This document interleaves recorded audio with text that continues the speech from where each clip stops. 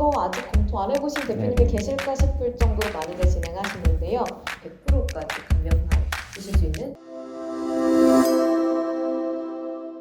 네, 안녕하세요. 오너스 경영연구소의 조 팀장입니다. 네, 오늘 이 경정 청구 관련된 세 번째 시간인데요. 오늘은 좀 사례 관련해서 좀 많이 말씀드리려고 합니다. 사례도 굉장히 많이 있잖아요. 그럼요. 그리고 저희가 이제 법인 전환을 좀 하는 미팅들을 좀 많이 하다 보니까 오늘은 어떠한 사례별로 좀 경정 청구를 할 수 있는지 함께 알려드릴 예정이니까요. 영상 끝까지 보시고 본인 기업에도 좀 적용해 보시면 좋을 것 같습니다. 그래서 첫 번째로는 이 창업 중소기업 감면 혜택을 좀 못 받는 분들이 굉장히 많았다라고 좀 봤었었는데요. 그래서 그 창업 중소기업 감면이 어떤 건지 설명 간단하게 해주시고 그 사례도 나눠주시면 좋을 것 같아요. 네, 지금 창업 중소기업 감면이라는 건요. 최초로 창업을 하신 경우 이제 그런 중소기업을 그 혜택을 주기 위해서 법인세나 소득세를 감면해주는 제도를 말합니다.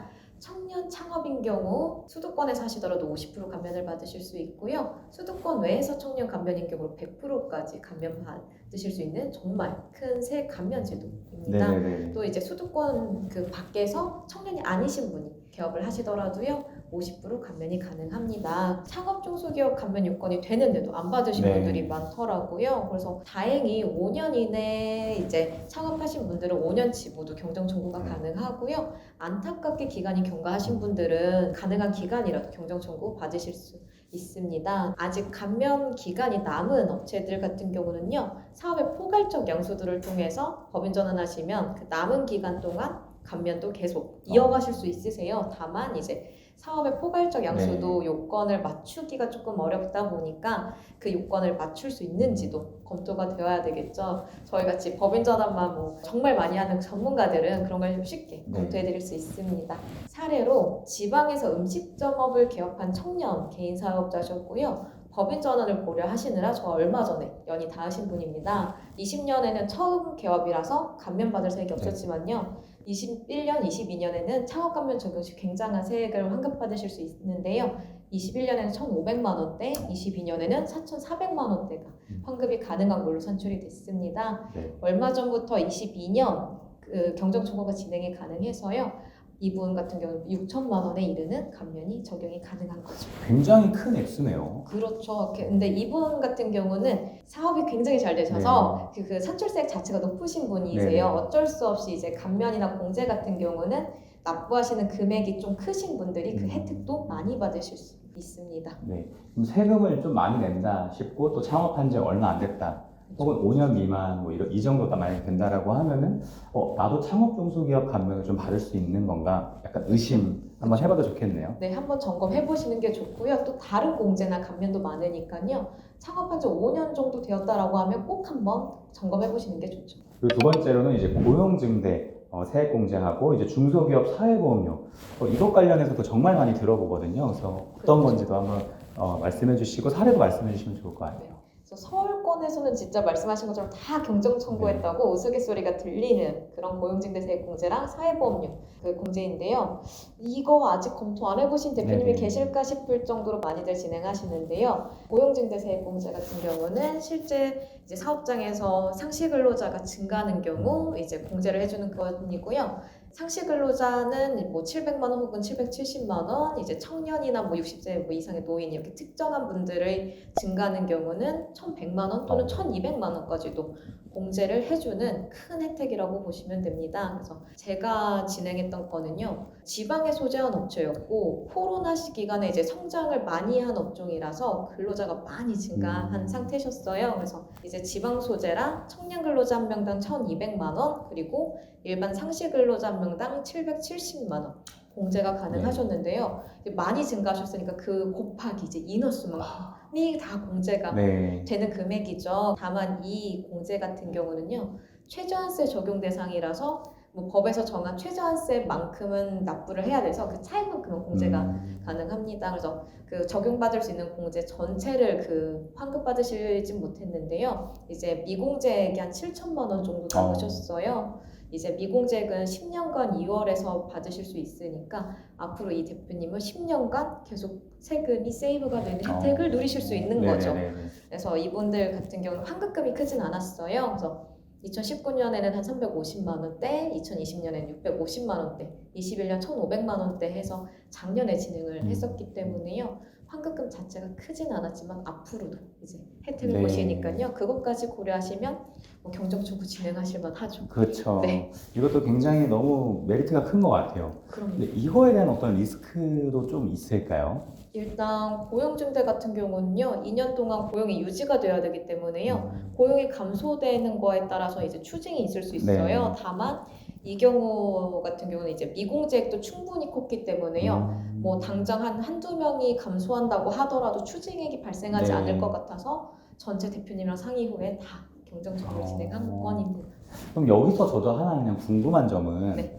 이제 고용증대가 일어나고 한 2년 정도 지나고 나서 나중에 경정 청구하면 좀 안전하지 않을까 이런 생각도 좀 들거든요. 어떻게 생각하시나요?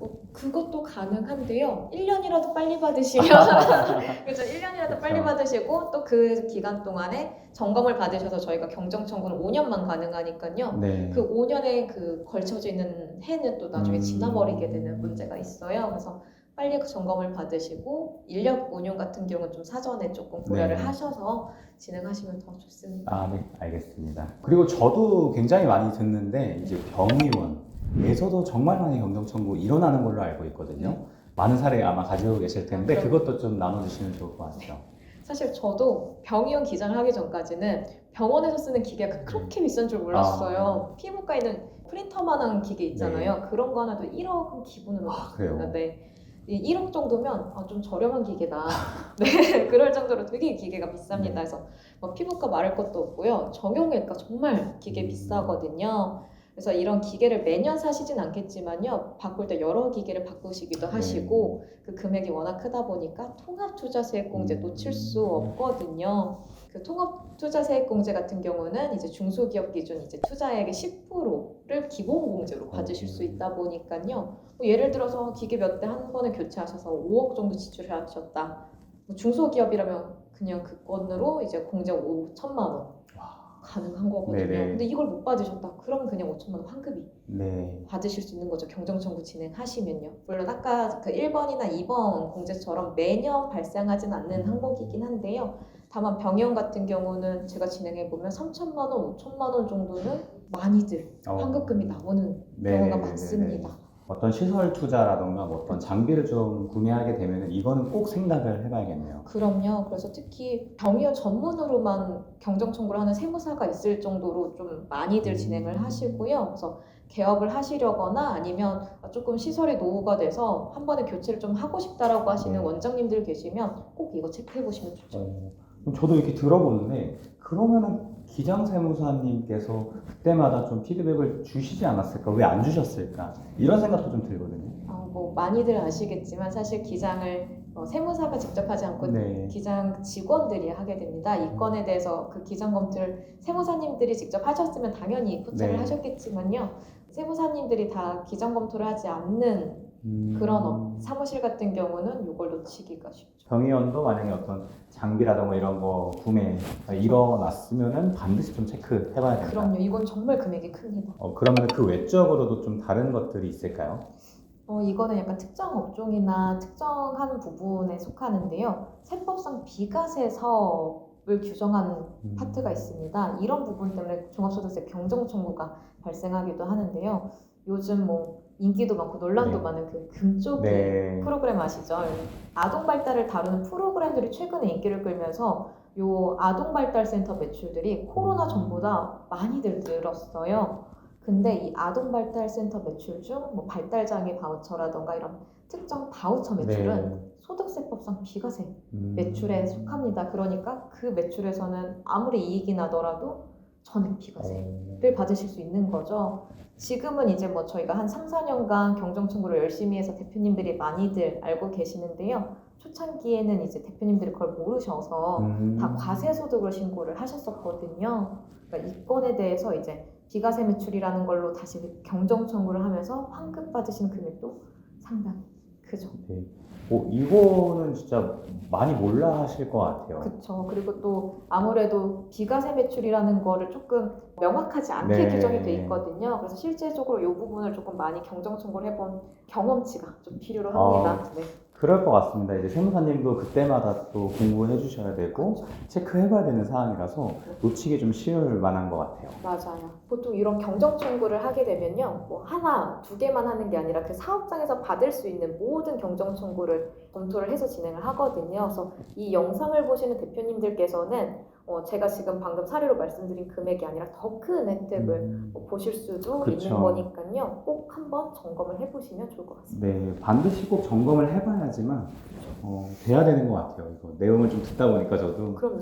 그 외적으로 좀 더 이제 나눠주실 내용 좀 나눠주시면 더 좋을 것 같아요. 저희가 이렇게 3회에 걸쳐서 경정 청구에 대한 얘기를 해봤잖아요. 그래서 제 친구인 세무사가 하는 말이 경정 청구의 좋은 점은 이제 대표님들한테 좋은 소리를 하는 게 정말 좋다고 하더라고요. 기장 같은 경우는 이거 세금 납부하셔야 된다, 뭐 네. 해야 된다 이렇게 하는데 경정 청구는 환급해 드린다. 그렇죠. 라고 할 수 있으니까요. 저희도 이제 심적인 부담이 적고 네. 대표님들도 기쁘고 서로 의미 나는 업무라고 생각을 하거든요. 그래서 대표님들도 이거 내가 받을 수 있나 없나 고민하지 마시고 일단만 3년에서 5년 정도 업무를 하셨다라고 하면 꼭 한번 저희 문을 두들겨 주셨으면 좋겠습니다.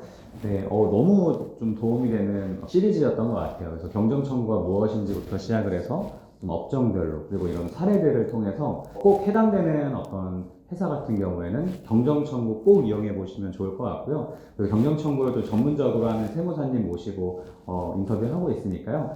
저희 쪽 보너스 경영연구소 쪽으로 문의 주시면은 전문가 분께서 기업에 맞는 경정 청구 세밀하게 분석해서 아마 최대한 많이 받을 수 있도록 좀 도와드릴 것 같습니다. 이렇게 좀 3편 경정 청구 관련해서 조금 미팅을 좀 했었었는데 대표님들께 정말 도움이 되셨으면 좋겠고요. 궁금한 사항 있으시면 언제든지 편하게 문의 남겨주시고요. 그리고 저희 영상이 도움이 되셨다면 좋아요와 구독, 알람 설정까지 잘 부탁드리도록 하겠습니다. 앞으로 대표님들께 도움이 되는 영상으로 꾸준하게 또 인사드리도록 하겠습니다. 인사 같이 할까요? 네, 감사합니다. 감사합니다.